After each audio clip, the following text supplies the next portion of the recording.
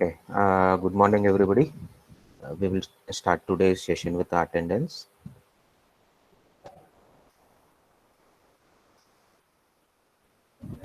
Okay. So, rule number one, all of you please unmute and say your roll number. 2, 3, Present, sir. continue.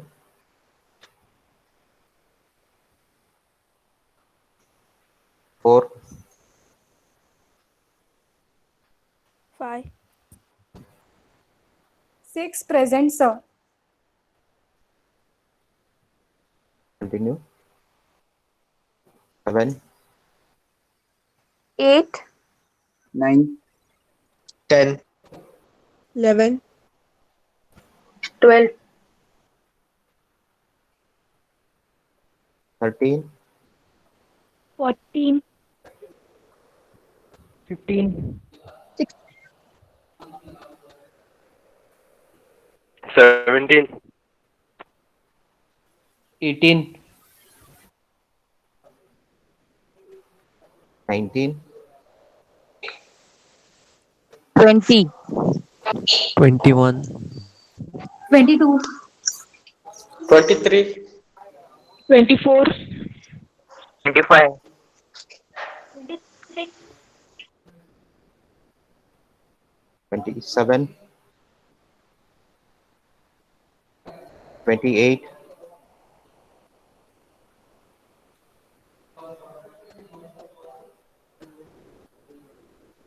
29, 30. 31, 32, 33. 34. 35. 36, 37, 36. 36 I got it. 39. 38 is there? Sorry, 38. Okay, 40. Next, 41, 42. 43,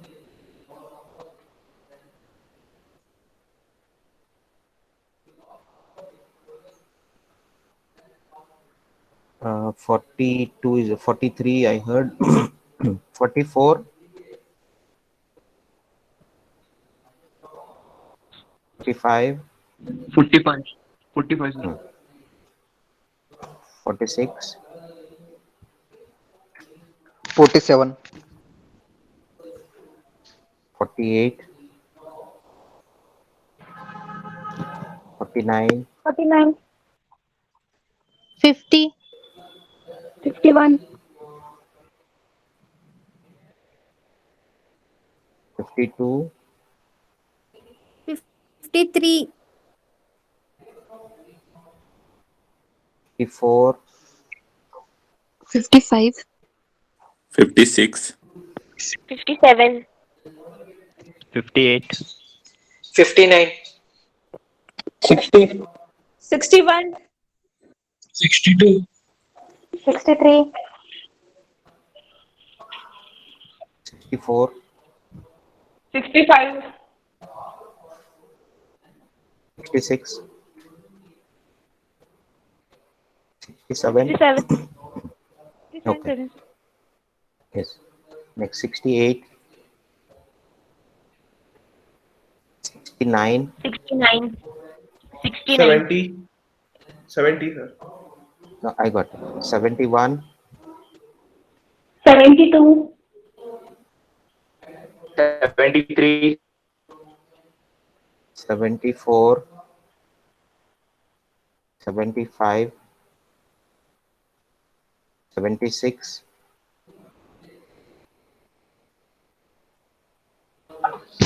sir, 44, 1 second, 1 second. Just me. 44, Sir, roll number 1. Yes. Anybody? Sir, roll number 7. Okay.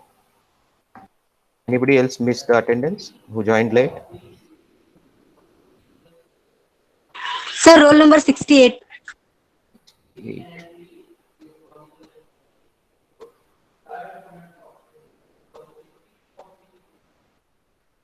Okay, done.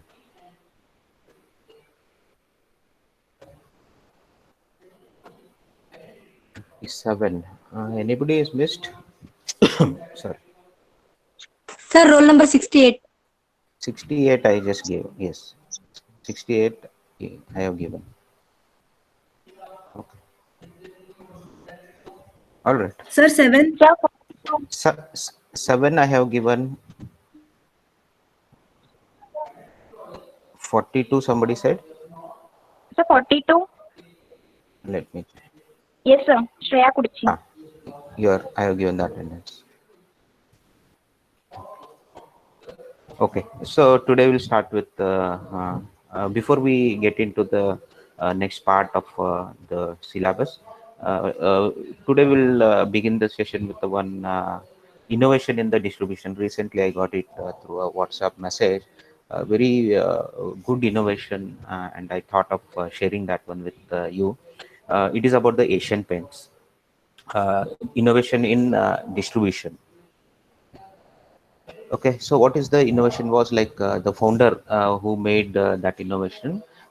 Before getting into what he did, I will tell you what is the normal supply chain. How it works is whenever we have a manufacturer, okay, do you know who are the people? They will be in between the like let's say manufacturer and the end user. End user is like people like us who buy. Okay, so how many what kind of people are in between, do you know? Do you have any idea? Any product, normally this is the channel they follow.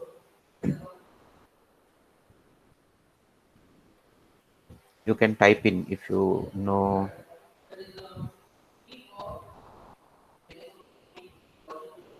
Supply chain, I'm talking about the supply chain where you get your 46. Any idea?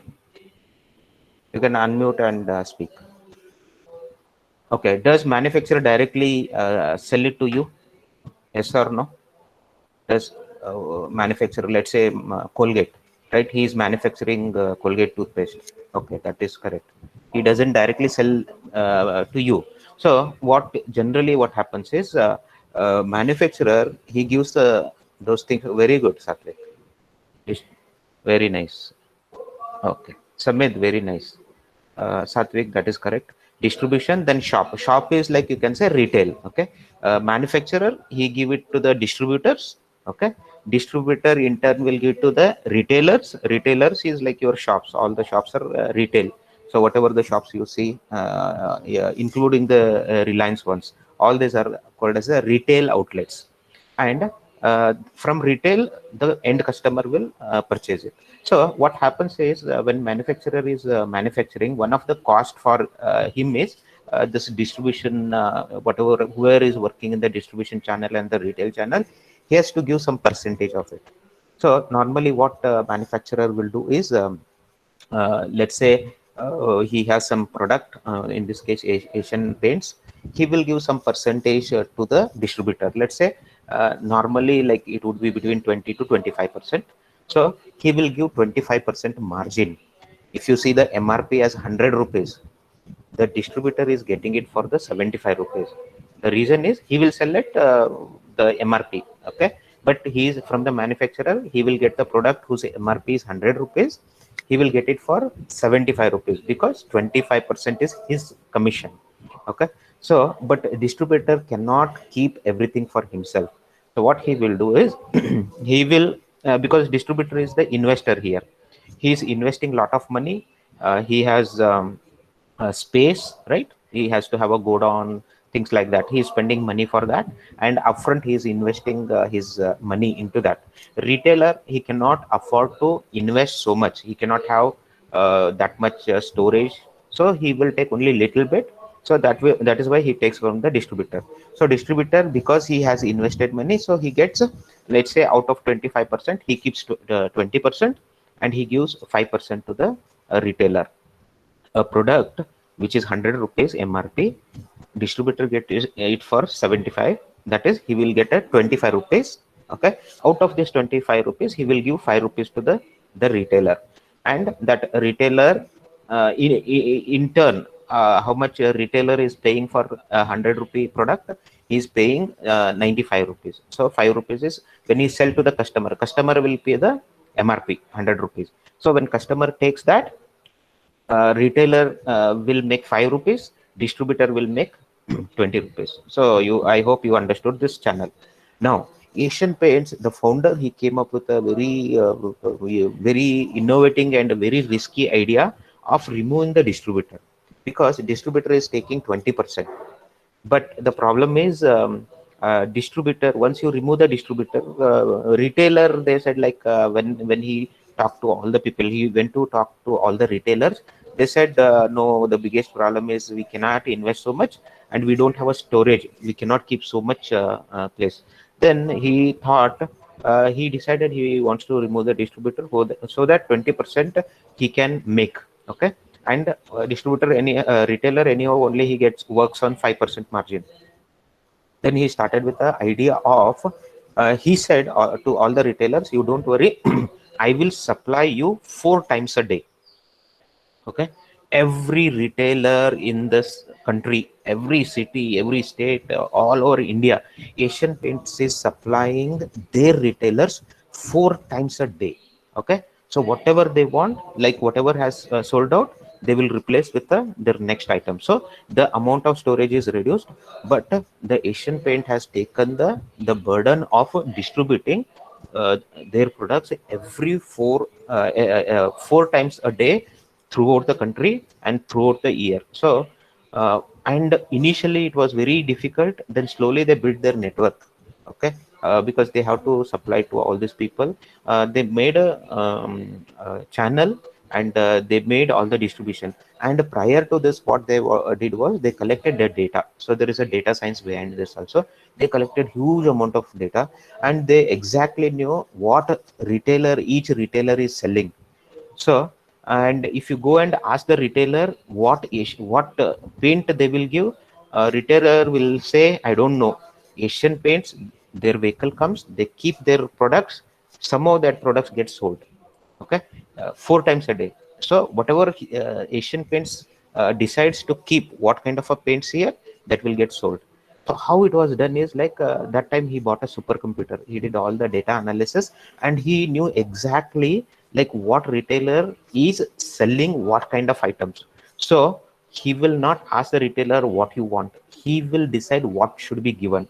So he will do the manufacturing. So that is a great innovation. Now Asian Paint is the largest paint company, and nobody is able to compete with them, because they have huge margin.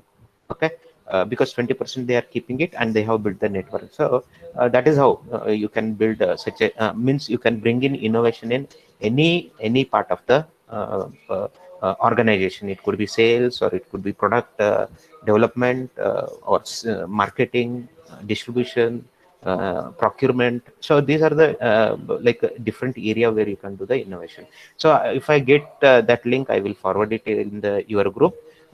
That person has given more details, so you can just I told the short story.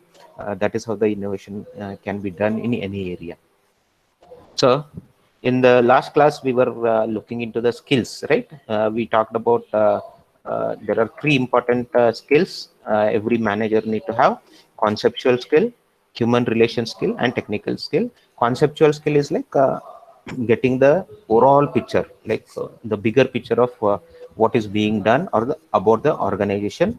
And human relation skill is, it is the most important for manager, because he will be dealing with the many human resources, his team, external entities, management, other stakeholders, clients. So he should have, irrespective of what level of the management, he should have a very good human relation skill. Then last one is the technical skill. And what is a technical skill? Technical skill is whatever the actual work that is being done, knowing the technicality about that one. So conceptual skill, we know conceptual skill is it is very very important skill for the top management, and it may not be that important for the lower level of management.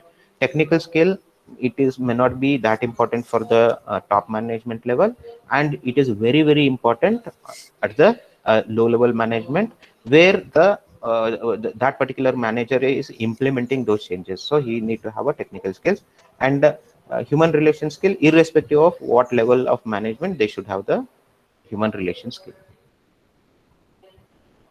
Okay. Then we started with our talk on the management and the administration, right?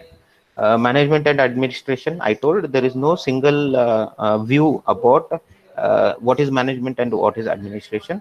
Different management practitioners and different authors have a different idea of this management and administration. And some management practitioners, they think management is a broader area and administration is part of that. And some management theories, they go administration is the broader perspective and management is part of it. So this is one here, administration, this is one view. Okay. One view is administration involves thinking means all the management functions we talked about, right? There is where you need thinking, right? Planning, then organizing, things like that, directing and all those. And doing is the lowest level where you actually implement. So that is a management involves doing. That is one view. Second view is management is a comprehensive, very generic term, and administration is just part of it. And the third view is the governance of non-business institution, means the governance which is involved for government, army, church, etc. Means these are like a non-business in the sense these are not meant for making profit. Okay, these are meant for providing services. Okay, if you are in that particular area, whoever is in that governance, they are called as administration. Okay, that's the administration. And while the business enterprises, whichever making profits, those are called as a management. This is another perspective. Okay, this is with this diagram is with respect to the first view, where administration is a thinking, right? It takes care of all the thinking aspect, planning aspects, and management is the doing aspects. So these are the different levels of the managers. Board of directors, he need to have a lot of bigger portfolio of administration in his duties, and a smaller portion of the management, that is actually doing. And foreman is the lower level management, he comes in that. His task is more of doing, okay, and less of like planning related thing. Okay, management, whether it is a science or an it is an art. Okay, so when you say science, what do you understand by science?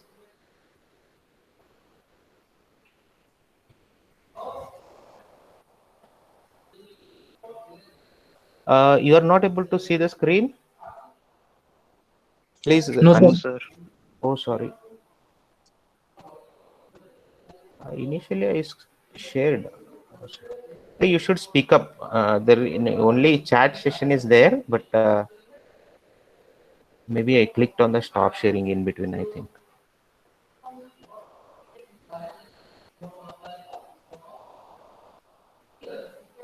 Can you see now? Yes, sir. All right. Okay. So you can, somebody can interrupt, and if you are not able to see the screen. Okay. So what do you understand by science? 27, 29.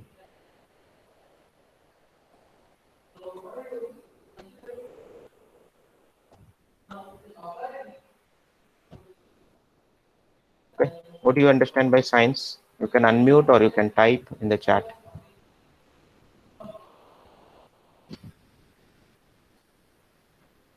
Okay, science is like studying, experimenting. Okay, we should be able to repeat the concepts, things like that, isn't it? That is a science. we can call a discipline scientific if it is method of inquiry are systematic and empirical. So anything we will call it as a science which is very systematic and it is empirical, and information can be ordered and analyzed. So whatever the information we are getting, it can be ordered and it can be analyzed. Results are cumulative and communicable. So results are you will get cumulative results and it can be easily communicable. So all scientific information collected first as a raw data is finally ordered and analyzed with the help of statistical tools. It thus becomes a communicable and intelligible communication. Communication of results also permits the repetition of the study. So science means it involves all these things. We should be very easily, systematically, we should be able to inquire or get information, and whatever the information you get, you can do the analysis on that information, and that whatever the information you are whatever the analysis you are doing, it can be communicable easily. And all information collected first as a initially it is collected as a raw data, then based on the experiments, what kind of experiments are getting performed. Okay, I'm talking it is in general terms. It is related to IT industry, non-IT, any science. Okay, and after doing those analysis, you will get some intelligible communication, some results. Okay, some useful results we will get. And most important thing about this, when you call something as science, these experiments should be repeatable. We should be able to repeat it many times with the same precision. That is called as a science. So if you consider this as the definition of the science, okay, on the basis of the above definition of the science, we may presume that management is also a science. Okay, so with this particular definition, we can presume management as a science, since the word science is used to denote two types of systematic knowledge, natural or exact. It is also called as a systematic knowledge or natural or exact, and second one is a behavioral or inexact. So science, it can be we can have two types here. One is like we have systematic knowledge, which is also called as a exact. Okay, the exact knowledge. And second one is based on the behavior. Okay, behavioral or inexact. So both can be considered as a science. But the same thing is not possible in management, where we have to study man and multiplicity of the factors affecting him. For example, the first one, exact knowledge. So exact knowledge is not possible in management because it involves manpower and relations with manpower, and it involves so many variables which will change the results. Okay, the results would be different based on how the situation is handled. It cannot be exact like a science. For example, it is not possible to study the effect of, say, only monetary incentive on workers' productivity. Okay, for one example is, let's say, uh, one of the motivation aspect is monetary incentives, like you give bonuses. Okay, you give some cash rewards, but that workers' productivity, uh, how much it is dependent, it's very hard to tell. Okay, so but we know that it will uh, give a impact, it will have some kind of an impact, it will bring in positive motivation, but you will not be able to measure how much positivity will come in. So only monetary incentives on a worker's productivity, because this effect will always be found to be mixed with and inseparable from other effects such as leadership style. Okay, even though you are giving monetary benefits, okay, as to motivate the team members, leadership style along with that, the other things, the leadership style, for example, how the manager interacts, behaves with the team, that also have an impact. What is the working environment, what kind of a working environment we have, that also have a impact. So there are a lot of things that will have a impact. Okay, so one is leadership style of the worker supervisors, workers need hierarchy, okay, the pressure of his co-workers. So there are many things that is impacting. Okay, so at the best we can get only rough idea of the relation between the two. So what I am saying is relation between the two is like the incentive, monetary incentive, and the motivation. There is definitely a relation, but it's a very rough idea. It will give a rough idea. So the way he is working, you will come to know whether it is having a positive impact or no impact. Okay, so it is very a rough relation we'll get. In other words, our findings are not going to be as accurate and dependable as those the physical sciences. They are going to tell us about tendencies and probabilities only. We may therefore place management in the category of behavioral science. Okay, so looking at all these things, and the same monetary incentives will be different for different people, right? For a few people, monetary incentive is the topmost motivational factor, and for few, technology is the most important thing, and for others, the human behavior, how the manager behaves, that is the most. So everywhere it is a different, so we cannot accurately measure uh, what impact it will have, and because it depends on so many things, so we cannot put the management in the exact science, but we can tell, we can estimate, okay, probabilities, tendencies, like looking at whether it is having in general, whether it is having a positive effect in general, it is working out or not, or probabilities, maybe 50% of the people are doing better, things like we can get a rough estimates or probabilities. We will not get the exact thing, so we can put place management in a behavioral science or an inexact science. So management is a science which is which is related to the a behavioral science. Are management principles culture bound? Okay, so whether it depends on the particular culture. Principles of management have an universal application, and that their applicability doesn't vary according to a culture. So the principles of managements are universal. Okay, so you can go to any culture, you can apply the same. Okay, so when we are talking about the culture will have no or very less effect, so it is very minimal effect on the principles of management. Different cultures may give rise to different management practices or techniques, but the management theory, concepts, and principle remains the same everywhere. So different culture will give a different flavor to it, right? But as such, the core of the management principles will not change. The culture, for example, the way you greet, okay, the way we greet in the Indian culture is different from the way it is greeting the people in the Western culture. So, but greeting is the part of the management. Okay, it is a role of a manager. We talked about that, taking the stakeholders for lunch, inviting for them to the company, things like that. So the way it is done might differ from culture to culture, but the core principles will remain the same everywhere. You go to any place, same management principles can be applied. A classic study is that of Harbison and Myers, who studied management practices in 23 countries and concluded that management did not differ fundamentally from country to country. So, this two people, Harbison and Myers, they studied management practices in 23 countries, and they concluded that all the management principles that are followed in these countries are almost the same. Next, management. Now we know management is management science. Yes, so it is most of a part of a behavioral science. Whether management is an art, okay, what do you think? Management is an art? Yes or no?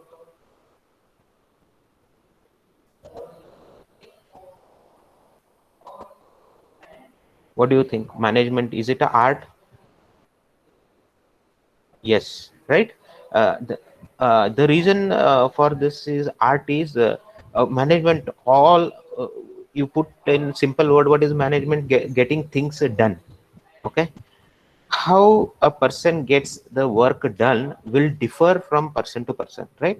Some people, they are very good at interacting with others, knowing the all the required resources. They will get the work done very smoothly. Okay, and the way some people handle the situation is very natural. It is like a kind of a art. So definitely management is an art.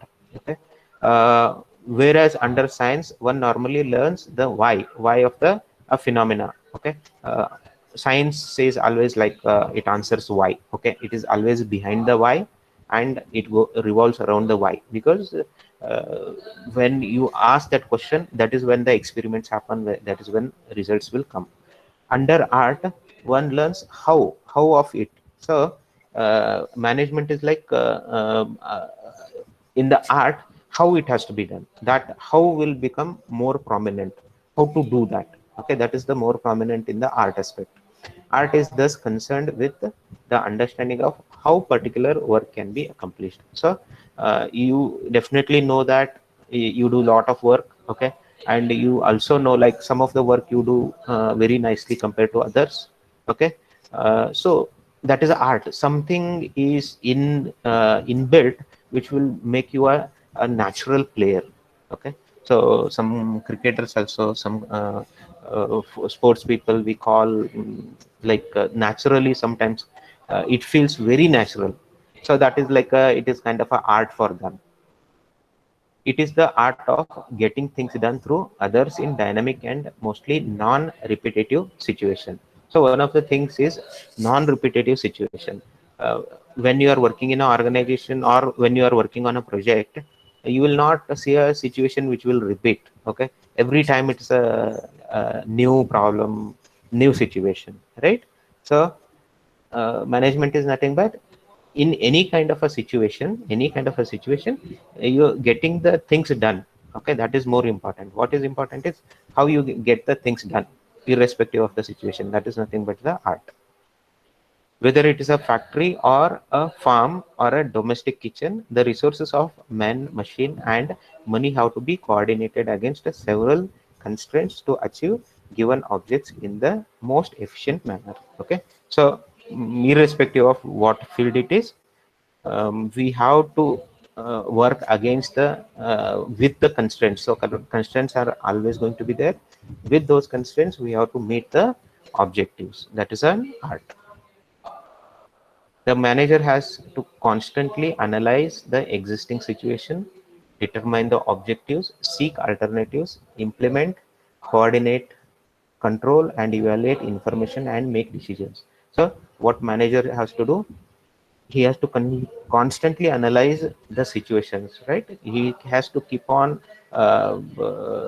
analyzing the situation and make sure objectives are met. If there is any deviation, means something is not right, we need to fix that, or we have to work on seek alternatives. Means if we cannot do like this, is there any other way of doing it? If yes, answer, implement those, coordinate, control, evaluate whether the work is getting done is properly or not, and meet the objective. A theoretical body of lesson and principles which a manager has learnt in a classroom will not secure for him the aimed results unless he has also the skill or art of applying such principles and body of knowledge to his special problem. Okay, so what it says is like whatever we manager has learned in the classroom about the now all of you are going to be a future managers. Okay, IT managers. So you are learning. So this is not a very comprehensive for you, because you are basically trained for computer science and engineering, not for the management. So MBA, for example, MBA predominantly they are trained in the management aspects, right? The business schools, whatever the business schools have, they are predominantly taught on this. Here our objective is, because you are going to work or you might manage IT projects, you should have a exposure. So everybody should have this knowledge of management who works for the organization. So whatever you have learned in the classrooms, uh, how much you know or how much knowledge you have acquired is important, but more than that, how you will apply your knowledge to the given situation, that is more, that is the art. So that is the that is very important, applying your knowledge. So applying such principles and body of knowledge to special problems, that is very important. That is how a manager would be successful, if we are able to apply whatever he has learned in the real situations. Similar to that is you also, for computer science and engineering, exactly the same. You have learned about operating system, database, okay, DBMS you have learned, so many languages you have learned, okay. How you will apply later, right, when you work in an organization, that is more important. Knowing is one part, and second part is applying your knowledge, okay. If it is concerned to technical skills, it applies to you also. This knowledge has to be applied and practiced by the manager, just as the medical or legal practitioners practice their respective sciences. In this sense, management is an art. Okay. So here, what examples of a legal practitioners or a medical practitioner or a doctor, how they have learned the medical things and the legal things, how they will apply in the real situation. Okay, when they are coming across the let's say a doctor coming across the patient with a certain kind of a disease, how you can correlate, how he can diagnose, he has to apply his knowledge. Similarly, legal practitioner, lawyers, when the client comes with a dispute, they have to apply and see how he can give the solution. So similar to that, the manager has also needs to apply his knowledge, right, constantly on the organization's activities and the projects. So that is how it is an art. It is like the art of musician or the art of a painter who seeks to achieve the desired effect with color or instruments, but mainly with his own skill. Okay, so this is similar to a musician example. They have given the example of a musician and painter, how well they use their knowledge, the combinations of color. In case of a musician, instruments, how well he used the instruments. That is that's the art, right? We may thus conclude that management involves both elements of science and an art. So with all this discussion, we come to understand that management is a science as well as it is an art. Management a profession, okay, whether it's a profession. We have seen that the management is partly an art and partly a science. Is it a profession?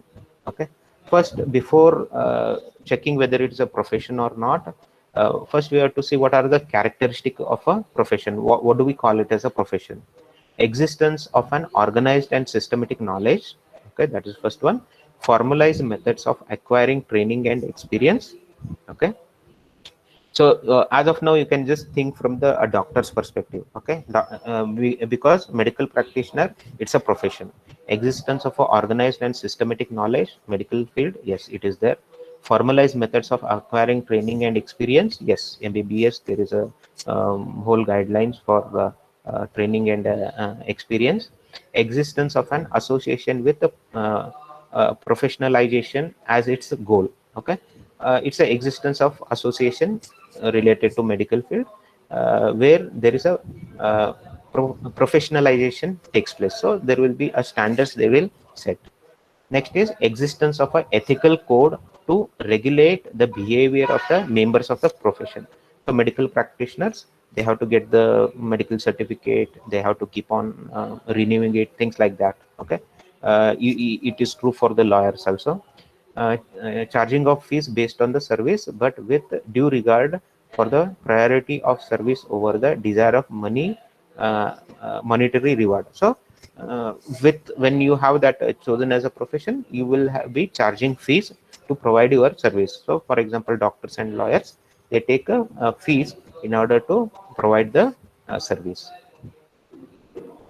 Okay, now we understand what is a profession. Okay, so all those 5 characteristics, they define the a profession. Now we will see whether management will fit in that area. Management does not possess all the above characteristic of a profession. So if you see the medical or the law field, all those five things will apply, and for management it will not apply all, right? Unlike medicine or law, management does not have any fixed norms of managerial behavior, right? Even though we have a lot of functions are there, management functions are there, but the managerial behavior is not like a unique. Let us say there are two doctors, and if there is some xyz disease for a patient, the two doctors treating that particular patient having that disease would be almost same, because it is well defined. In case of a management, two managers working on handling a certain situation, the way they approach or solve that particular problem would be drastically different. So that is what this says. Okay, unlike medicine or law, management does not have any fixed norms of managerial behavior. There is no uniform code of conduct or licensing of managers. For managers, there is no really no code of conduct or any body which will bring in, or there is no licensing aspects. So managers are not given with the licenses, unlike doctors and lawyers. No licenses for the managers. Further, the entry to managerial jobs is not restricted to individuals with a special academic degree only. So earlier I was talking about there are MBA schools, right? There are business schools, but only those can become manager. No, that answer is no. uh, Many of you, okay, in future after few years of experience, you will become manager, right?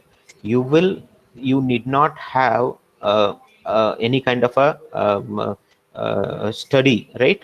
Or a degree required to become a manager. Whatever the degree you have, you can become a manager. Or a person, let us say, he is not even a graduate, can he become a manager? Yes, if he has those managerial skills, he knows how to get the things done, then yes, he can become a manager. In the light of this analysis, we can conclude that management cannot be called a profession. Okay, so with all this discussion, we will say like management is not a really a profession. And for example, management, you cannot give your services, you cannot charge anybody, and you cannot give your services, unlike a doctor or a lawyer, right?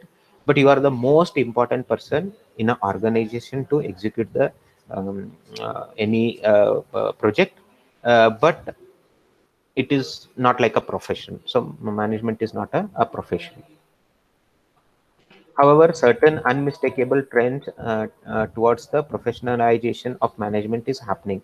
Okay, there are some organizations are there. They are trying to make this as a professional. For example, there is a PMI, Project Management Institute. PMI, you can Google it.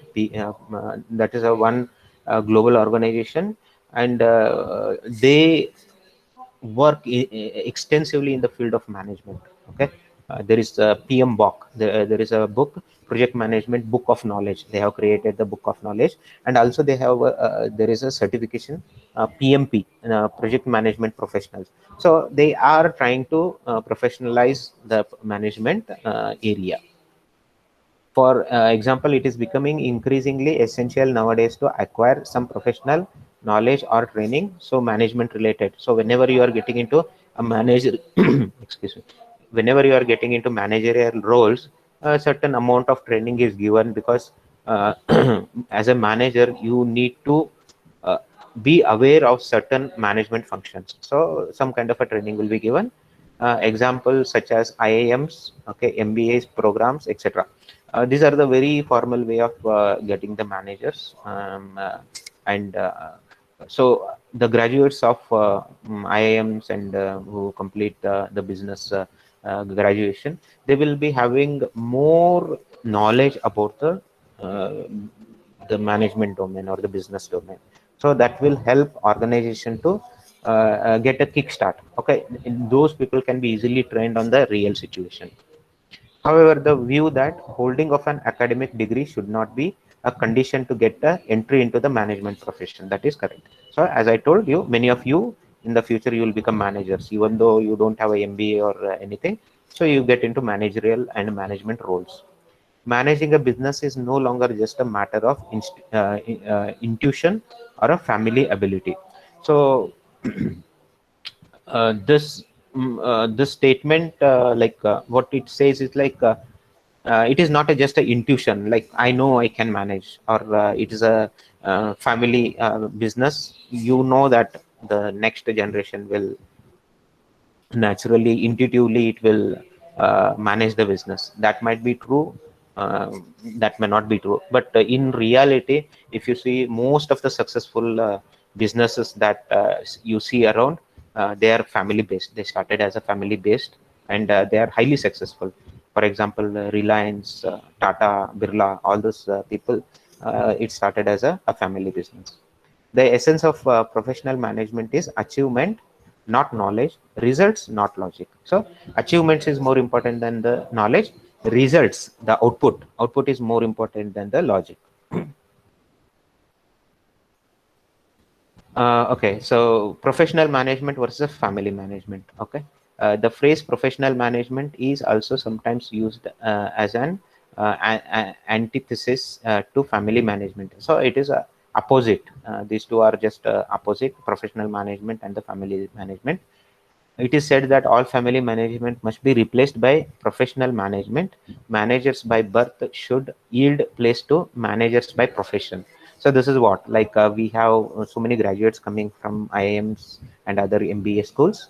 So what it says, like a family management should be replaced with a professional management. Professional management, one who are graduated in the business schools, and the managers by birth is, it indicates the family members should be replaced by the professions.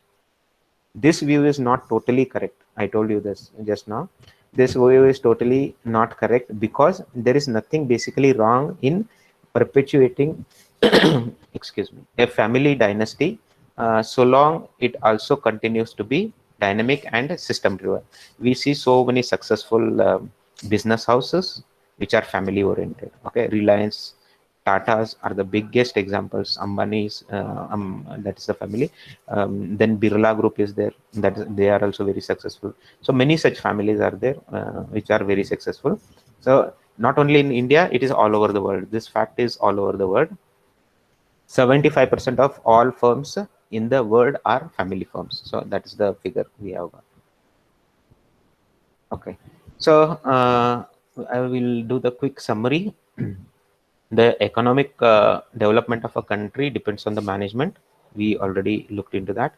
Management is the process of planning, organizing, directing, controlling, innovating, and representing the effort of organizational members to achieve definite organization goals. Management is both science as well as art. There are 3 levels of management: first line, middle, and top. Manager at different levels of the organization require and use different types of skills. Okay, lower level managers require and use a greater degree of technical skill. Lower level technical skill should be more than higher level managers, while higher level managers require more conceptual skills, and human skills is required for irrespective of what level of management. Okay, so that completes the introduction. We have covered all the knowledge area. Then we will go into like each of these knowledge area in depth with the subsequent classes. Okay, any questions? You can post it in the chat section, or it is already 10:51. We will end the class. Any questions? You can answer.